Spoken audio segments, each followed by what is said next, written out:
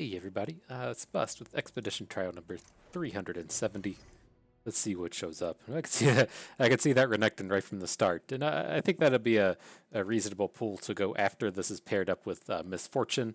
This is one of the new card pools out of the 112 patch, and so not new in the sense of champions, but new just in the sense of a fresh take on this set of cards here. And so, not a bad start. I do like Exhaust. I'm not a huge fan of Ruinous Path.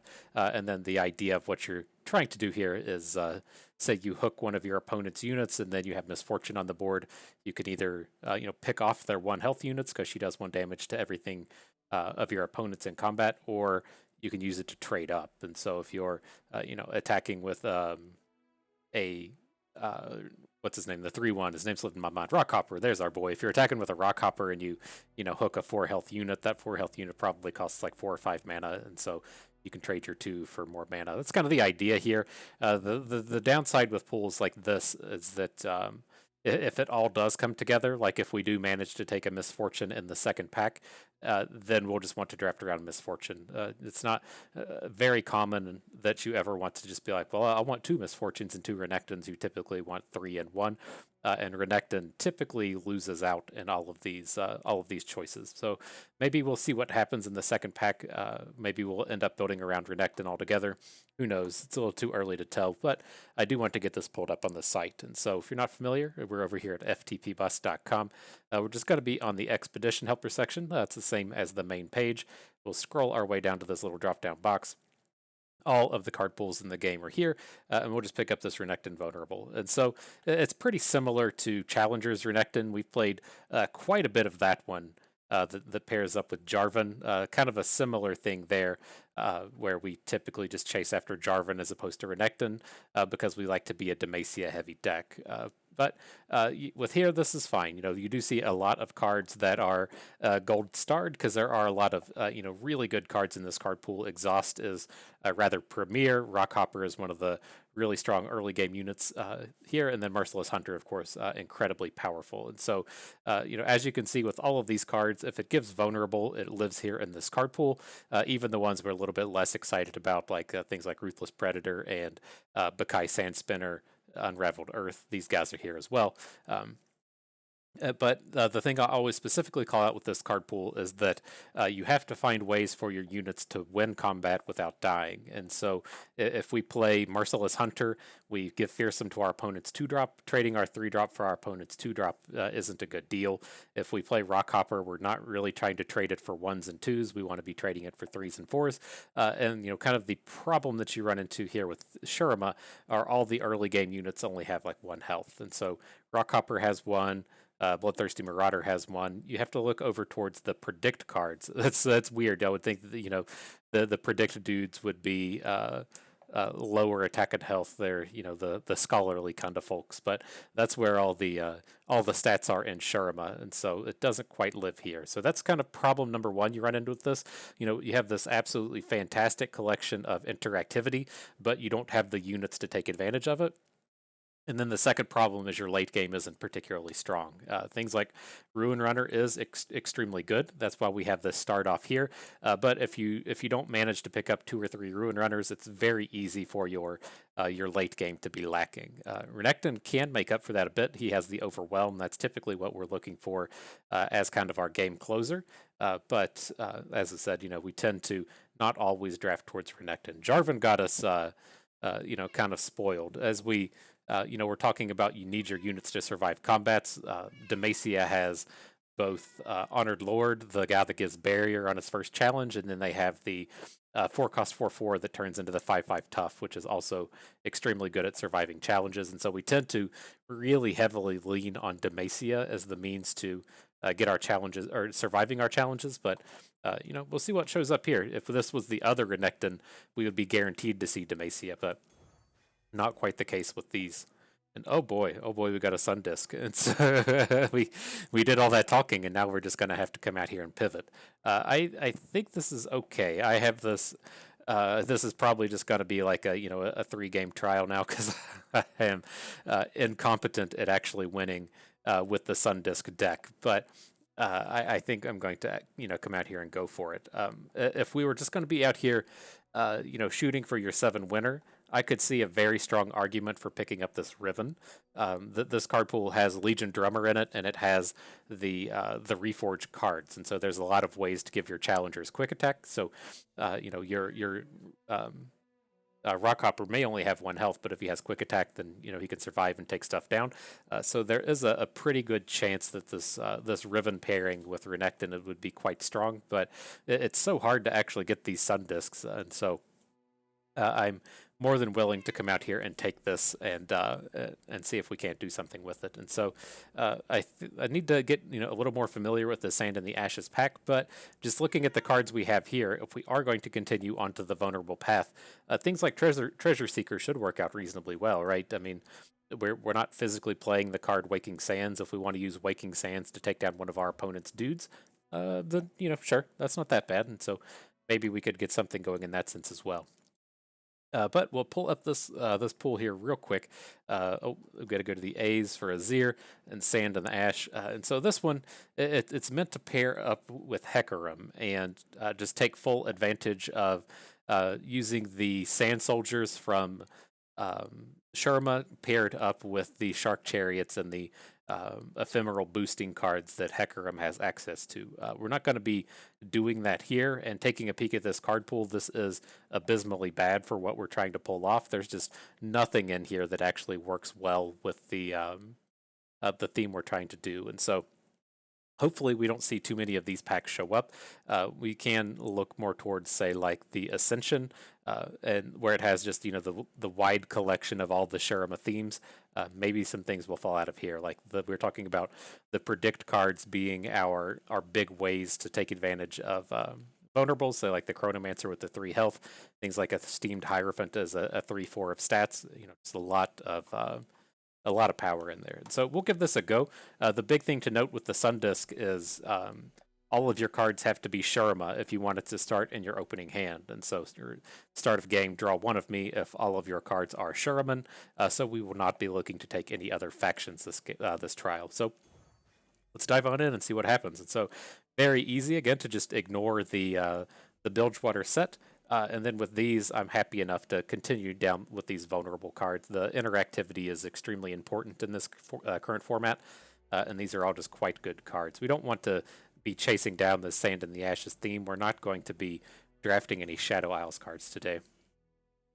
Okay, another very powerful one here with the Siphoning Strike.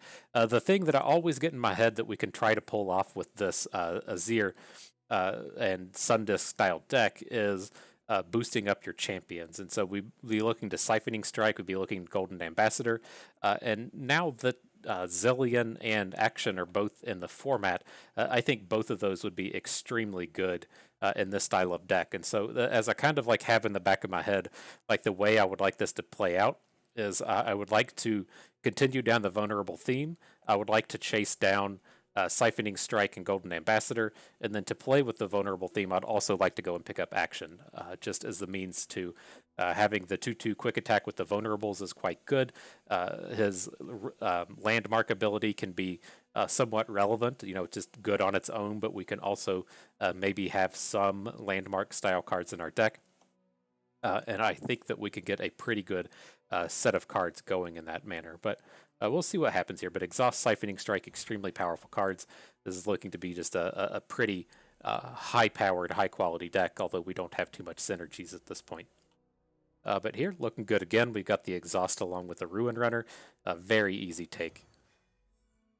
Okay, and then our last chance to jump into another faction. Of course, we're not going to do it.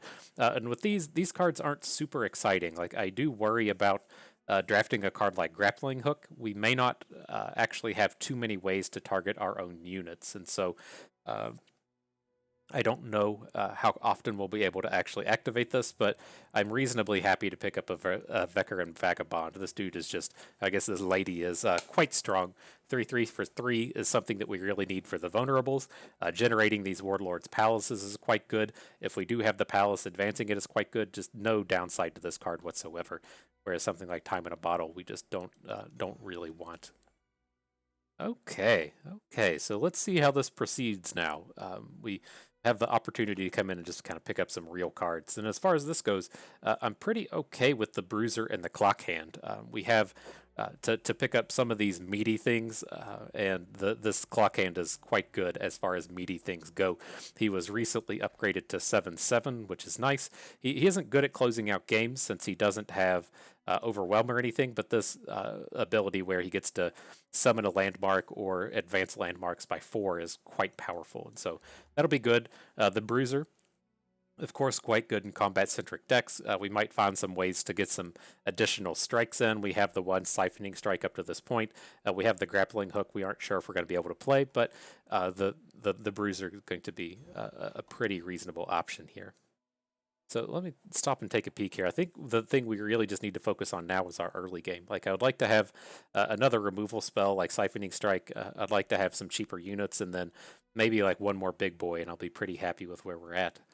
But as far as these go, Chronomancer Preservarium is fine. It's a little bit of card advantage and one of these premier early game plays. Okay, beautiful, beautiful. The Exhaust with the Ruin Runner is what immediately strikes me as the removal spell along with this game closer. The Thrumming Swarm is here, and we should reasonably be able to level up a champion. Azir, a little bit more challenging to do now, but Akshan and Renekton aren't that bad. And so this could be a reasonable game closer, but this is tough. We already have 3 exhausts up to this point. I think the Thrumming Swarm is going to be fine, and Profiteer's okay. You know, we can make some usage out of her. We only had 1 card in the 4-drop slot, and so not too troublesome. Okay, here we get our second Siphoning Strike, which feels pretty good. There's a lot of weak cards in these other ones like Salt Spire and Ruinous Path, so nice little set. I'm feeling decent about this one. We've definitely had worse Sharima based decks. I do like that Relic Trackers is showing up quite a bit in our deck choices here. So hopefully we can get actions for our second and third and fourth champions. But as far as these go, our top end is good now. The Clock Hand, Thrumming Swarm are excellent. Late game, I would be okay to pick up like one more Ruin Runner. Or like one more Bruiser, but they need to be paired up with something that like really gets our deck moving, and the Profiteer is not quite what I'm looking for. And so I'm going. Man, the Devoted Council is just so bad, though. I'm like, out of all of these 6 cards, the one I'm really eyeballing here is Merciless Hunter, but the Council is quite bad. Our early game is not very well fleshed out, so let's just take the Merciless Hunter here. I would like to continue to just take some cheaper plays wherever we can. And here, Rockhopper Sand Spinner will get the job done in that sense. Again, we don't want Salt Spire. This is trash. We aren't playing the Ephemerals theme. We don't have enough reputation cards to want a card like Waking Sands, and so this is a pretty easy take. Beautiful, beautiful. The early game keeps rolling in. Either an Exhaust Merciless Hunter or the Ancient Prep Vagabond. I mean, it's tough to tell as far as these cards fall, like where all of our units are. Let me see here. We got 1, 2, 3, 3 threes, or 3 twos, I'm sorry, and then 1, 2, 3, 4 3-drops. And so it's not looking that super strong in the early game. I'm leaning towards just taking the Vagabond Ancient Preparations because that is like 2 early game units instead of just 1. And I think we have enough exhausts up at this point. I'm not going to be upset if we take an additional one, but it's not something I feel like we super need. And so here I'm going to take, again, these early game plays. Psy Scout works quite well with the vulnerables. Having that 4 health is pretty good at coming out here and picking off units. Oh, beautiful. Getting rid of the Devoted Council for a Vagabond. Very nice, very nice. So, okay, looking good. We didn't see any Golden Ambassadors, but otherwise I think that turned out reasonably well.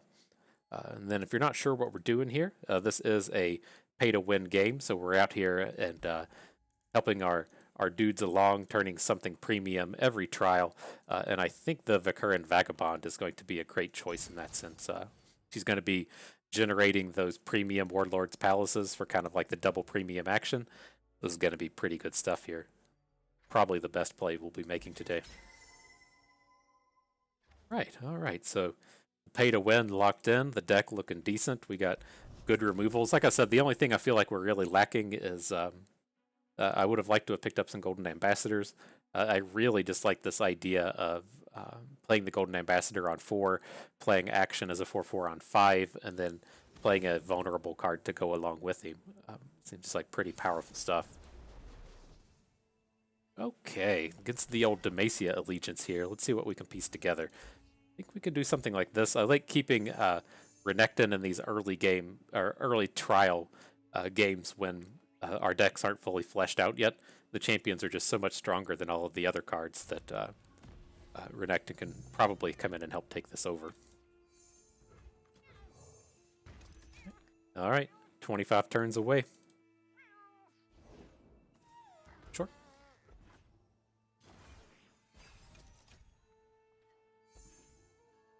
All the champions. Everything's coming through. Okay, so I think since we've actually picked up both champions, that I'm pretty content to pick up Siphoning Strike, especially since we just have a handful of spells or a handful of units at this point. Must be nice living off stolen coin. Okay.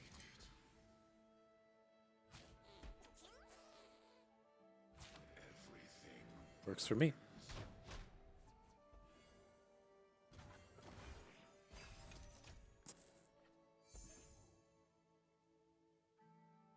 Okay, and so I mean, so much Dragon Chow. I think we're pretty safe to add Renekton. I'd like to be able to get a Siphoning Strike off of Renekton on this turn, but could be a little dangerous. I guess we're pretty far ahead on board. As long as this, even if this fails, it's not the end of the world. Like if he wants to play a barrier on this unit, it's going to be tough for him to just be adding stuff to the board. Ooh, oh boy. He's just got all these. Is he gonna back-to-back us? Is that what's gonna happen? Nope. Alright. Interesting. Oh, Renekton, you're real close to flipping. things are happening here. By things, I mean our opponent's playing Dragon Chows. Oh, sad face. The sad Poro emote was quite appropriate. Hey. So let's see what champions show up. Hopefully it'll show us in action here. And beautiful, beautiful. Paired up with the Siphoning Strike Clock Hand. I'm not real sure I want all these Clock Hands, but definitely picked up some late game in that sense. And then our third Siphoning Strike is a little more than I typically like, but it's on theme with what we're trying to do at least. Okay, cool, cool. Get this Sun Disk rolling. Akshan's one of the easier champions to flip. Like, it's a little more challenging to do Azir now that he has to have 13 summons instead of 10, but I like where we're at. I like what's happening here. Okay, I think we can start with something like this. I could even see an argument for cycling out Exhaust, but I think we're good to just hang on to the interaction here. These hands like this are so powerful if our opponent tries to do stuff like play Zillion on 2, and then we just get to ace him with Merciless Hunter on 3. So, let's see what turns up.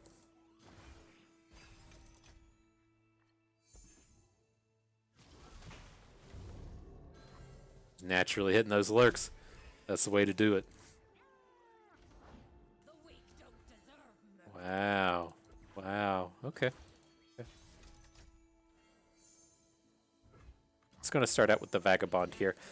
These are both reasonable exhaust targets, so I don't think we need to get the Merciless Hunter right away.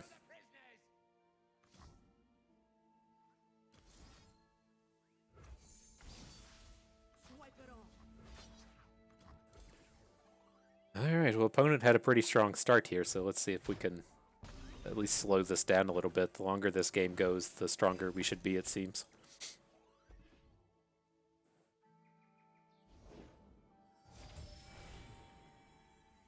Okay, I'm just going to start out with the Treasure Seeker. Assume he's probably going to attack into us now, and, oh. Interesting. Okay. Still looking good this way.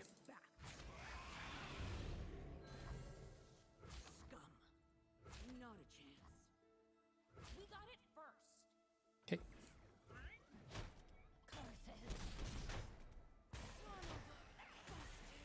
I think we've fallen too far behind. I think we might be okay. Like, really, the thing that's kind of crushing here is we can't play 2 units in the same turn, but Maybe we'll get to come in and get another value attack with the Waking Sands. Or the Bakai Sand Spinner, whatever this guy's called.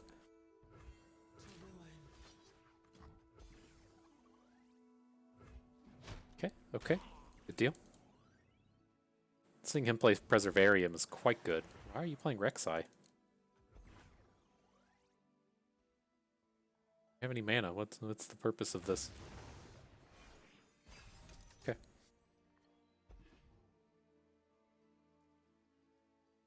Grappling hook. I worry about this. We don't. Our only way to target at this stage is having Warlord's Palace do something, and that's kind of a big ask. But we can add Bone Crusher here. This is a safe block onto Cytheria. I'm fine enough. Well, I was gonna say I'm fine enough just to take this pike damage, but that's not quite in the cards anymore. And I just want to add another blocker here. Again, as long as the longer this game grinds out, the safer we're going to be. So if we get to shut his turn down to just him attacking with pike into Bone Crusher, that's pretty good for us.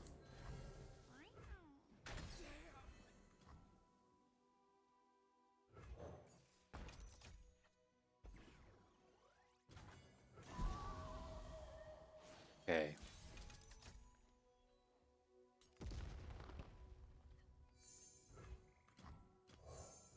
Gonna find a gift for Renekton, right, Arda? Gonna take down here. Renekton can't survive this hook, unfortunately, but that's okay. Oh, he just doesn't do anything. We'll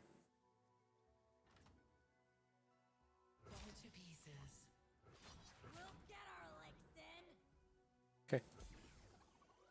We won't back down. How bad can this be? Oh, Monster Harpoon, sure.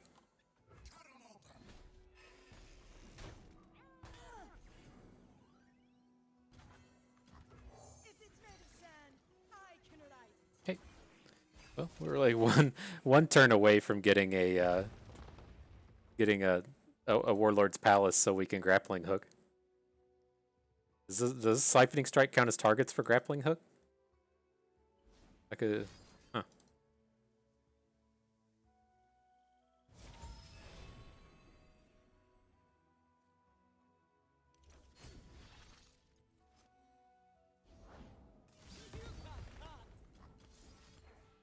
Okay. Let's see if we can't get this out of here. Excellent. That counted as a target. I guess we could potentially get a grappling hook out of this. We had to play this now?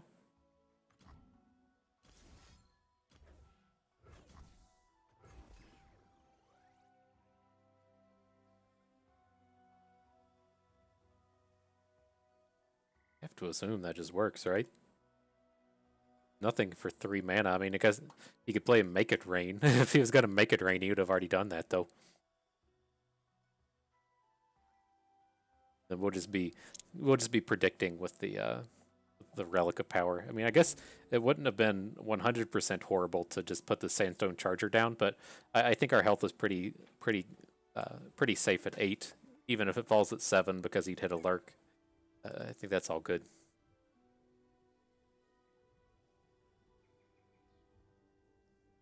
Oh my goodness. Come on. Come on.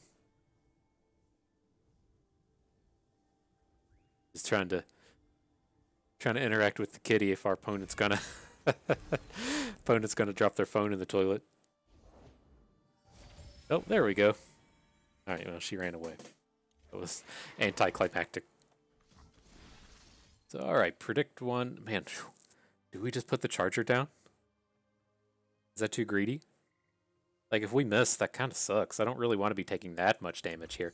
I think this is fine. Beautiful, beautiful.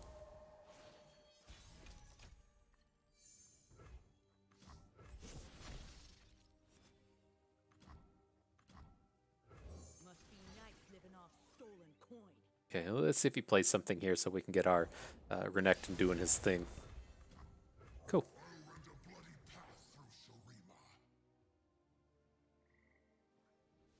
That'd be cool. Alright, so our board's getting to be a bit of a hot mess with all of these sun discs and landmarks, and but maybe we can watch ourselves a little bit more closely on when that starts to happen. But okay, what do we want to do here? Getting rid of Renekton for Azir seems fine. Um, I don't feel like we need this Azir. You do kind of like miss out on some of the value from Siphoning Strike, right? In the sense that if we draw Renekton and already have Renekton on the board, then we don't have another champion to be giving this +2/+2. But I think this is okay. Renekton is so much more on theme with what we're doing here. Okay.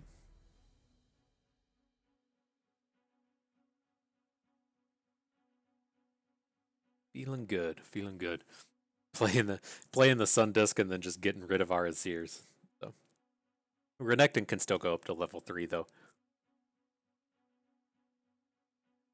I have no idea. I've never seen a level 3 Azir, but maybe we'll get there with Renekton. It should just win you the game, right? That's essentially what happens when you pop the Sun Disk, and I'll have to pull up Renekton's level 3 and see what it is here. I assure you, it just wins us the game. Ooh, this hand though. Trying to click on our deck. There we go. What is it? When I attack or block, deal 2 damage to everything. Attack or block. Deal 2 to enemies and the enemy nexus. Not bad, right? Not bad. Okay. And this mana at least works out decently if we want to try and exhaust on turn 3 with the Vagabond. Sweet. No, he wasn't playing Lee Sin.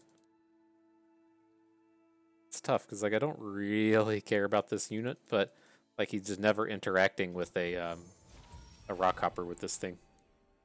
Okay, we'll put Renekton on top. Load up the board with all the landmarks. This is what you need for Talia. Maybe I won't completely hate Talia now that we have cards like the Vagabond generating landmarks. Not like real convinced this guy's going to be able to take super advantage of the Eye of the Dragon, but it's not something we really need to risk. You can get a lot of value out of this thing, and then if he wants to like play Riposte here, then more power to you.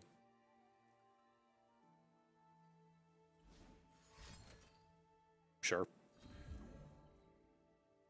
So at the end of the day, we traded our 1 mana spell for his 3 mana spell. What do you really want those dragonlings, huh? Okay. I didn't. Oh, the exhaust kept the damage all the way down. I was like, why didn't you even do any damage to us? But that makes sense.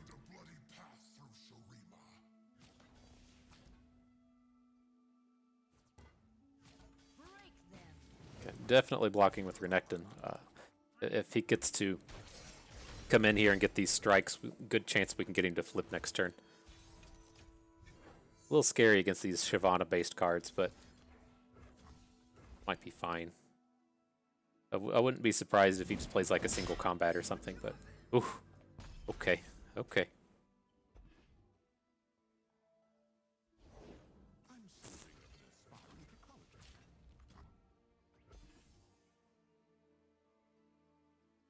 Good dim Renekton flips.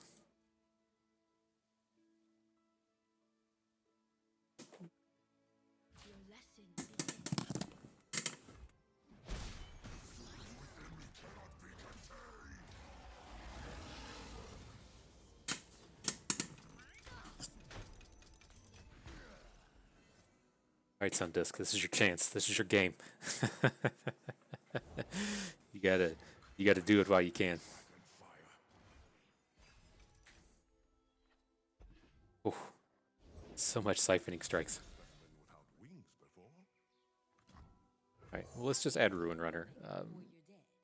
Feel like we need to siphoning strike this turn, and we don't have a good interactive card for this Fused Firebrand without the Ruin Runner. Cool. Right, well, Well, this is all we have room for. We shouldn't be doing this with Renekton though now, right? He doesn't get anything out of us getting a strike now, so let's do it with our Ruin Runner.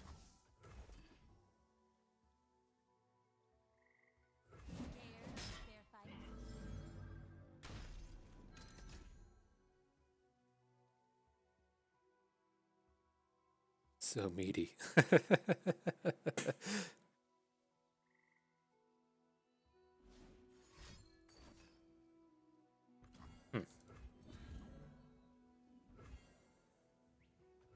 Okay, well, Hey, Krabby. definitely attacking this turn. Beauty charms while claws take hold. Full speed ahead.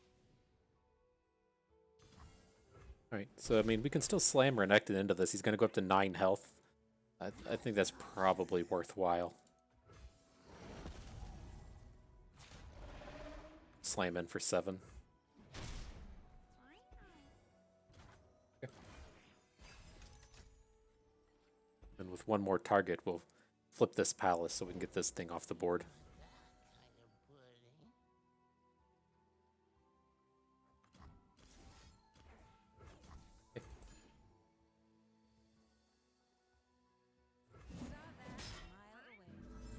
Don't want to be taking the damage from these gigantic elusives, and just get that out of here. Okay.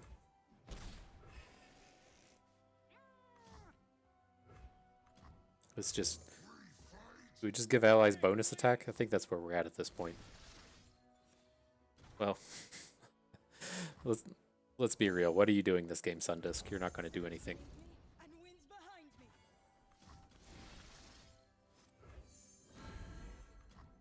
Okay, here's a big open.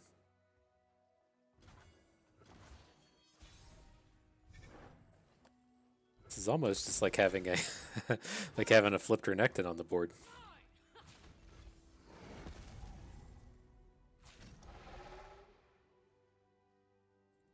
Bad, not bad, right? Cool, that was good stuff. So, I mean, we do have a minor decision. I'm curious if it would ever show us like a Zillion. I would consider a Zillion here in place of another action, but Nasus is also a realistic choice. One of these he's like, oh hey guys, I can go level 3. It's like he's almost a guaranteed flip though. Like the game's almost guaranteed over if he flips, but I think this is who I'm actually going to come in and take. These are some like really awkward sets of cards. Like the Safecracker and Renekton pile is okay. It's just like the only card out of all 9 that costs less than 4 mana is Action. What's his flip? Grappling Hook? Yeah, we can't do anything with that. So interesting.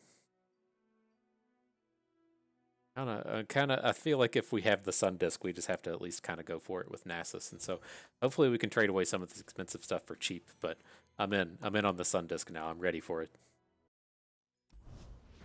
Okay. All right, we're getting the Sun Disk. We're good now. I feel like we. It seems like we could probably get Renekton to flip, and then we can have like the Sun Disk on the board, attack with Nasus, have him flip, make the Sun Disk activate, and then we've already just won the game anyways. But we'll see. I still haven't got to unlock this achievement, and so we'll see if we can't pull it off before this trial's over. All right, something like that seems reasonable. Like it doesn't seem like ultra exciting to be like exhausting with Sandstone Chargers, but it's something we can do.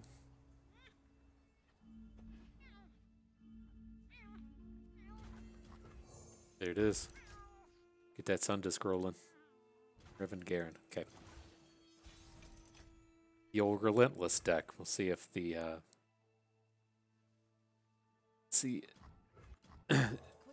if the Marauders make an appearance. That was the name we were looking for. So this is fine. I wanted to start with the Treasure Seeker to see if he would follow up with a unit that we perhaps want to exhaust, and then if he doesn't play a unit, we'll play the Ancient Preparations after the fact. Okay, and the Vagabond seems fine. Wanted to get all the landmarks on the board.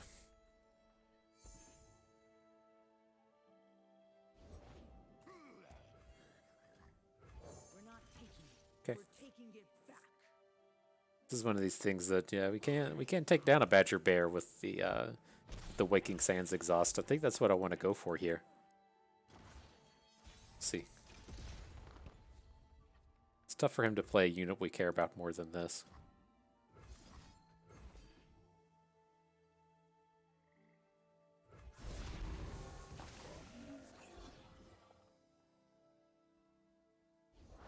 And whenever he does start adding quins or what have you, we can deal with that with siphoning strikes.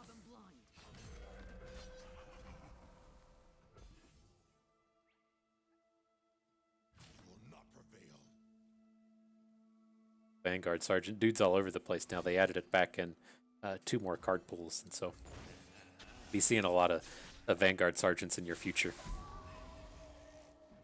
But I mean, this is fine. We got a bruiser. He's bigger than all the dudes the opponent is playing.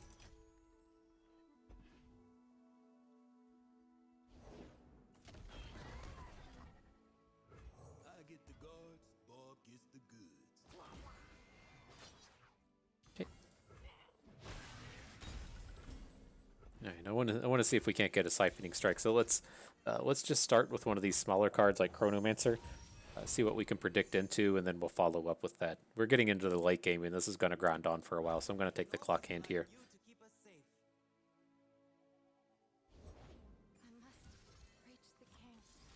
Well, I was hoping for something a little bit more expensive than that. It's a non-zero chance that he has a combat trick here, but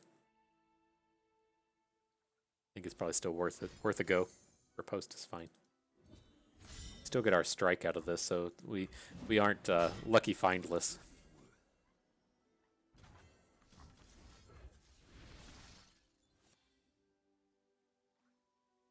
All right, I was hoping for Challenger out of that, but Spell Shield will have to just do it.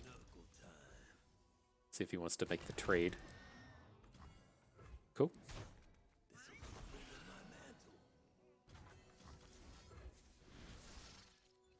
Right. +2/+0. Not a bad set of cards. I mean, we didn't get full value out of our strikes, or out of our siphoning strike, but we didn't fall behind, which is pretty big here. Now we can start playing Raz and clock hands, and it should be tough for him to recover with just big units. We must all do our Duty. duty. Oh man, I didn't stop to consider with the clock hand that we can just like -8 a buried Sun Disk. That's pretty bonkers, right? Huh.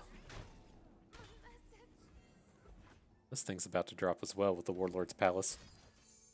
Sure. We ever just like -8 the buried Sun Disk? Huh.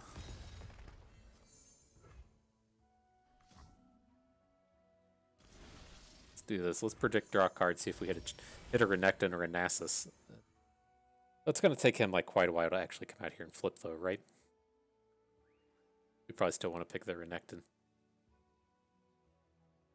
Have any challengers in our hand, but we can get Profiteer going with him.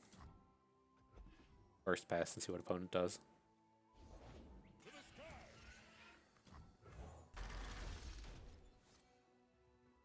All right, I'm gonna let it go. I'm not going to boost up the Sun Disk here. So let's create the landmark with countdown. Making Rock Bear is probably okay. Do we want to just like go full value here though and try to get a second landmark? We probably can't do that. Let's be real. This. He's about to have this pretty meaty board here.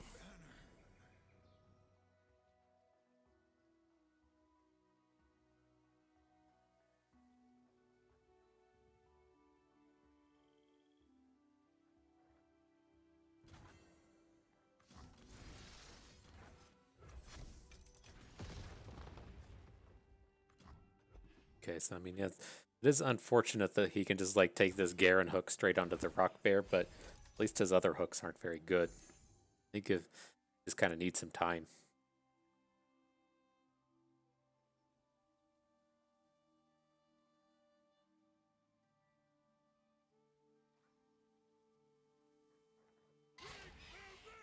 Cool, he's just attacking now. Okay. Sure.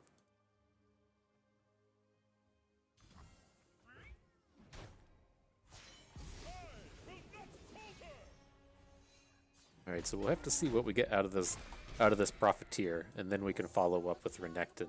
Oh, hang on, we can't do it that way.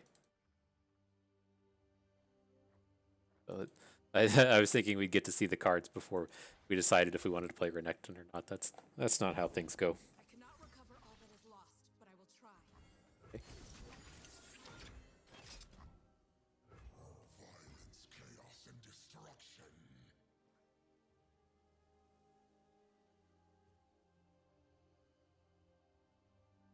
Do we need to play our lucky find on the clock hand to try and take Garen down? I think we probably do have to do that.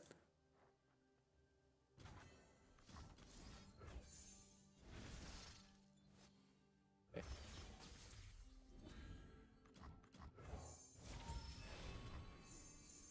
That, we'll take the cheap Bone Crusher, that's fine. Okay.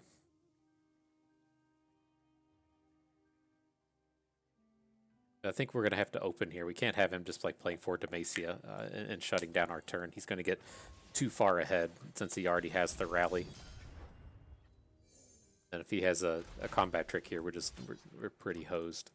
Would we rather do this, or would we rather just take down Erika and get the lucky find unit back? How much do we have to worry about Garen? Probably have to take down Garen. We can slowly deal with Captain Erika.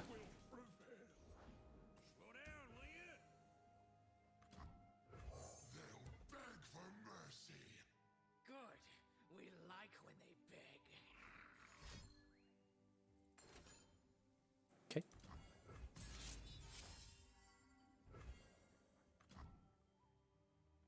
It's probably going to start with the scout attack, right? Let's be a little greedy here. Vagabond, sure.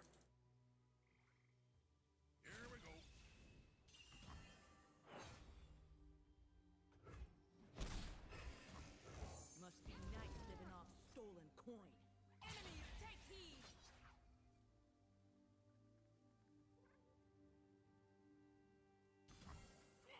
You'll die trying. Okay.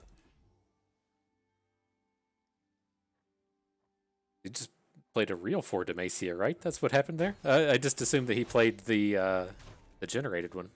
He hasn't played 2 Vanguard Sergeants, right? Oh man, we haven't leveled up any champions yet. Okay. Hello, world. I'm Cypher.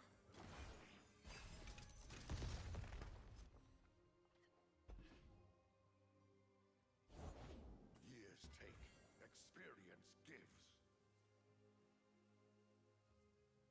That countdown didn't work right.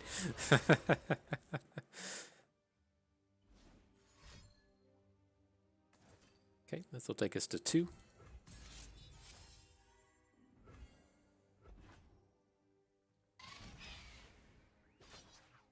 Probably just going to be too far behind in this one now. I can't think of anything in our deck that will recover out of this.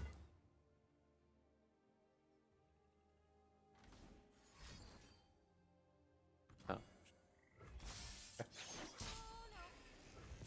Oh, this is weird. It feels like I don't know. It felt like we were like ahead at points, and it just didn't quite come together. That was strange. Anywho, as far as these go, we don't want more siphoning strikes. We already have 3. Ruinous Path. I mean, the Conservator is okay, but we already have enough top end here between the multiple Thrumming Swarm and multiple Clock Hands and Raz, so we can let that go. I think a Rockhopper for Chronomancer. We probably have enough vulnerables as well. I worry about like the amount of space our landmarks are taking up. So let's just let that go. Yeah, I mean, well, I guess he did get like a 3-for-1 or a 4-for-1 off of that Challenger Garen. It just wasn't enough we were able to do with that. I felt like he could take advantage of the board with Garen, and then we'd eventually just like catch up. You know, we had a lot of big cards in our hand, and then it just wasn't. We weren't able to recover out of that. It was quite strange.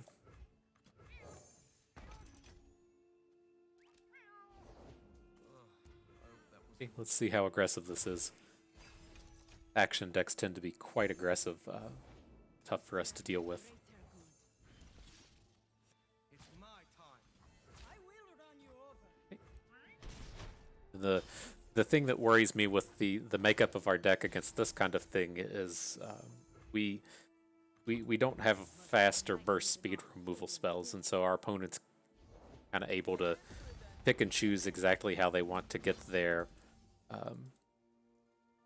ribbon sword going, and we can't really interact with it. This is fine. I don't really worry about him going tall. I just worry about him going wide, and so we can still reasonably deal with this thing.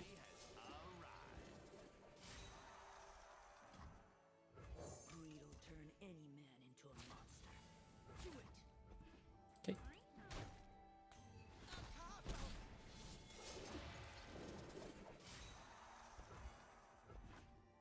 All right, so who do we slam into Draven? I think we just have to. Well, we picked up a unit now. Well, a soon-to-be unit. Let's just go with Renekton. He's going to have the most health coming out of this. You cannot hide forever, Nasus. Crack skull, bag loot. She gets it.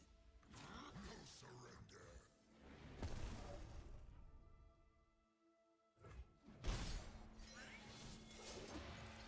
Okay. This thing's kind of scary, but I mean, if he's just going to like open attack into us, I think that's kind of okay. Then here, I don't really want to pick up any of these. I don't think we want Ruthless Predators. We have enough targets in here with the Sand Spinners, but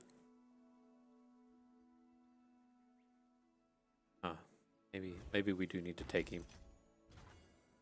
It's like I'm kind of envisioning us playing like Ruin Runner here if he doesn't open. Past is a burden we must learn to bear. But he can Riven Sword here. There's just actual nothing we can do about it. Okay. Take what you want without mercy. This is my big worry Now, with this. He's going to spread out the quick attacks. Just nothing we can do.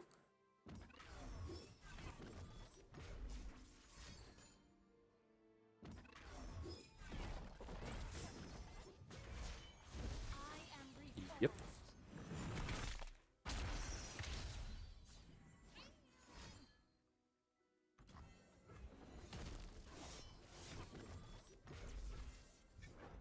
So we have to block something. Doesn't matter which one. Brave and dumb. Let's see where that gets us. Did he put the sword actually on Riven, right? So we can hopefully just deal with her next turn. We can get, since we did pick up the Ruthless Predator, we might be able to get double hooks next turn.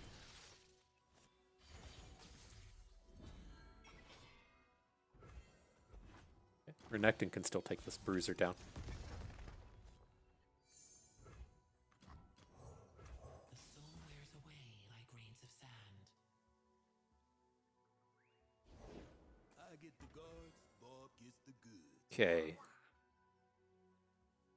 So, Renekton can't survive any of these hooks, unfortunately. So, let's go ahead and send him in. Or, I mean, we don't have to send Renekton in, I guess. We can just play another blocker, right?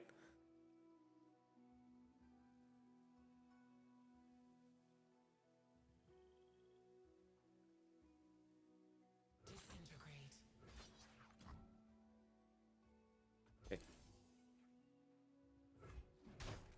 Inhuman.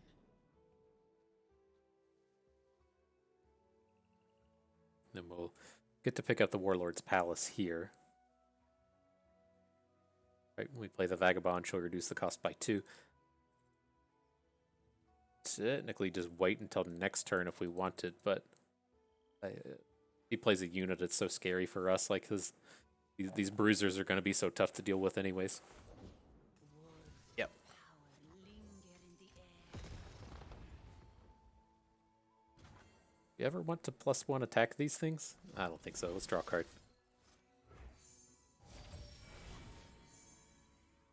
Okay, so I think we just need to take Siphoning Strike. We can still... we should have counted our mana. We'll be okay. We'll have 9 mana, so we can both Strike and Sand Spinner next turn if we want.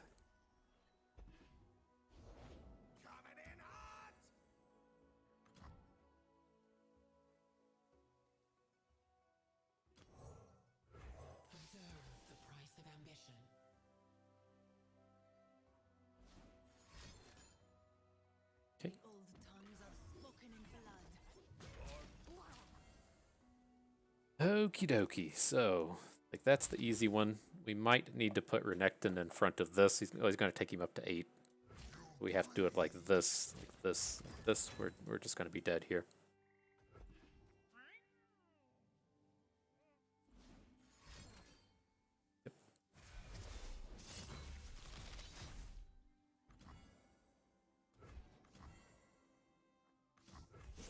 Don't think we have anything we can draw. Nope. All right, that kind of is what it is. My ultimate worry in this matchup, immediately came to fruition. It's just you have no way to answer those Riven Swords with this style of deck, and so it's kind of brutal, right? But it kind of is what it is. It's like in almost every single one of those games, especially those last two, where we had the Sun Disk and we had the Ancient Preparations, and it's like I'd rather just play Ancient Preparations here.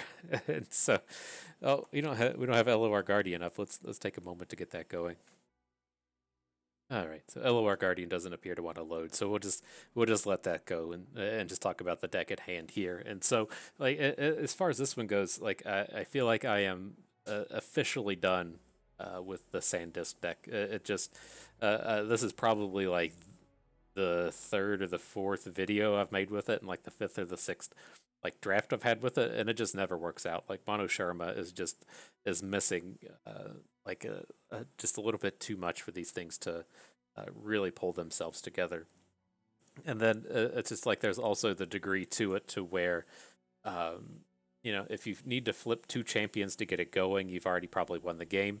And if like one of those champions is Nasus, you've probably also already won the game. And so it's just like the ultimate win more card. I've been hoping to get it going just to say it like some point throughout the Empires of the Ascended, or Empires of the Ascended, what the set was called, we'd be able to pull off the Sun Disk, and it's just never happened. This is like by and large one of the more successful Sun Disk decks we've ever really pieced together. But at the end of the day, it's just like spending a mana and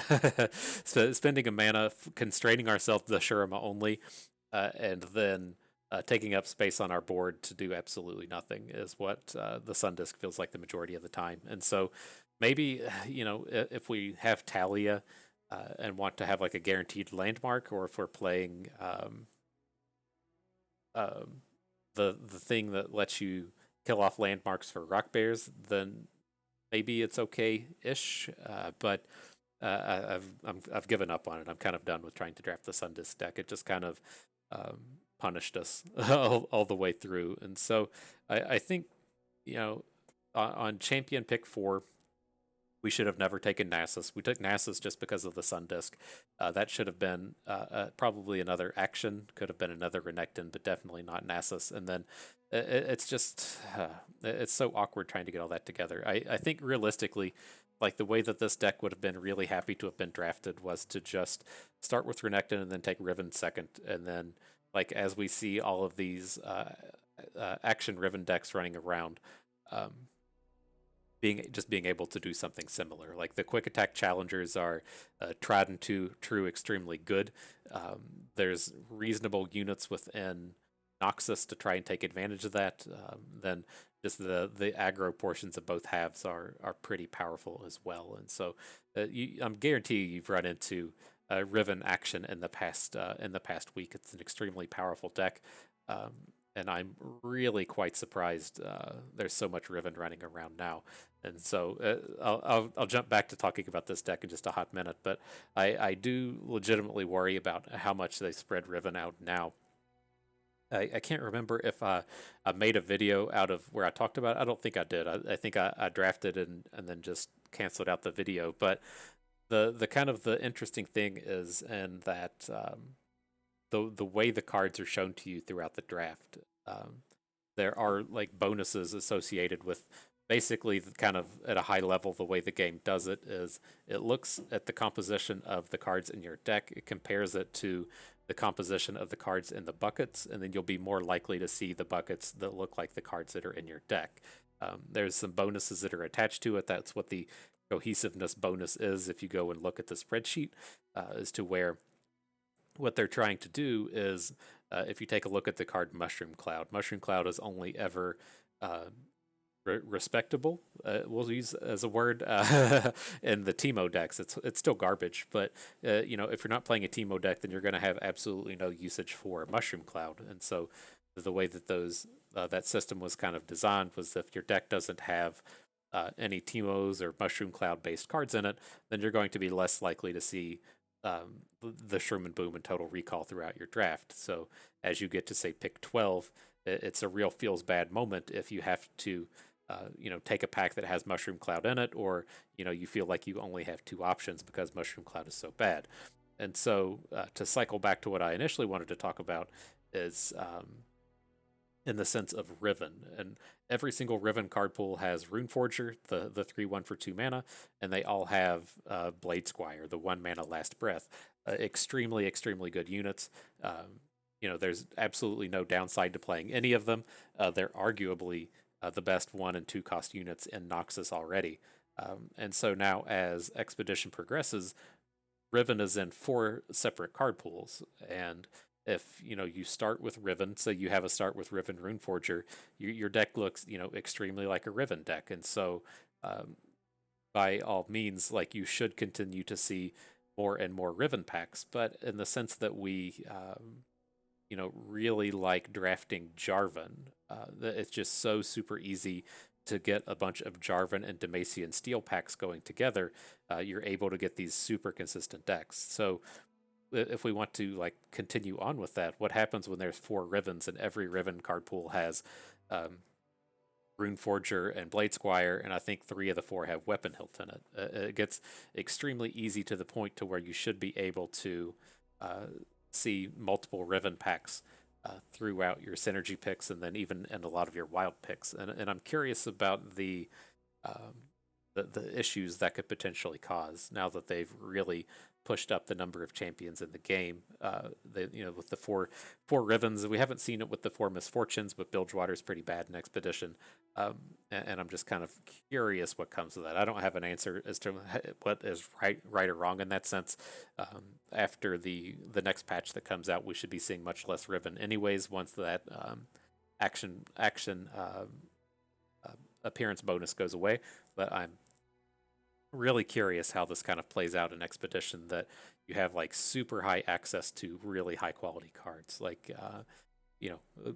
How would we feel if they added another Mistwraith pool, right? If we added another Nocturne pool that had Mistwraiths in it, and we were just seeing 2 Nocturne packs every synergy pick and getting 6 and 8 and 12 Mistwraith cards. It's extremely easy to see how that can really compound on itself, and I do have some worries about the direction the Rivens are taking. But nonetheless, to go back to the deck at hand here, the big weakness that we had in this one was we didn't have any way to interact with an opponent going for a Riven Sword.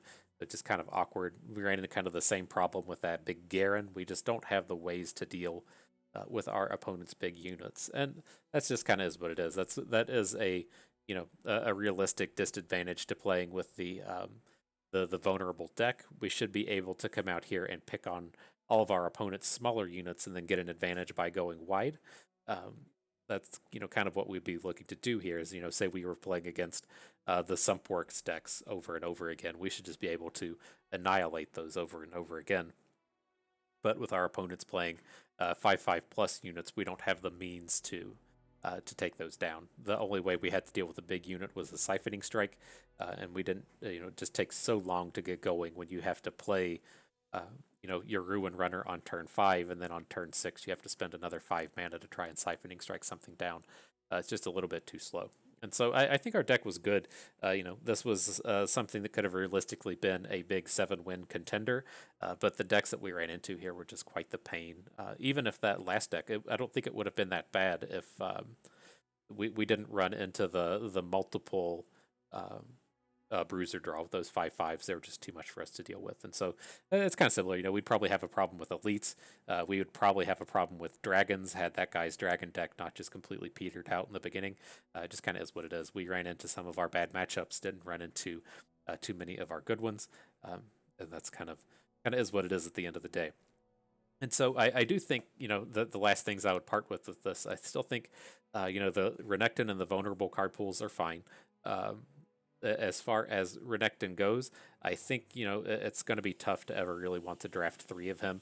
As you can see with this one, my real hope and dream with this was to just have all of these vulnerable cards and then just play three copies of action. The quick attack challengers are just so good.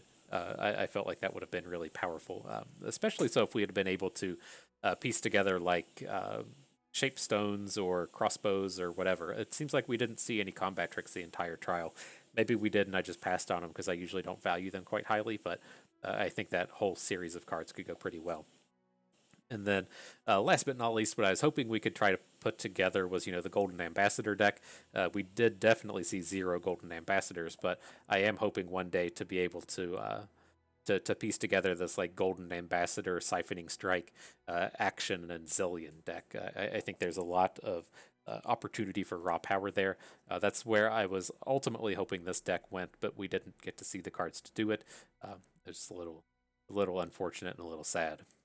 But I feel like I'm getting a little rambly in the recap here. We talked about quite a bit about the things that didn't have anything to do with the deck, and so we'll just push forward and move on here. So we do have the event pass. We can take a quick peek at what we're pulling out of this. We got some wild cards. It's everyone's favorite. I don't think we quite made our way to the diamond chest, and so that one is going to have to wait for the next one. So that is going to do it for us today. I hope you all learned how to ignore the Sun Disk a little bit better. You maybe learned a thing or two along the way. Had a good time watching. This is Bust, and we thank you for being here.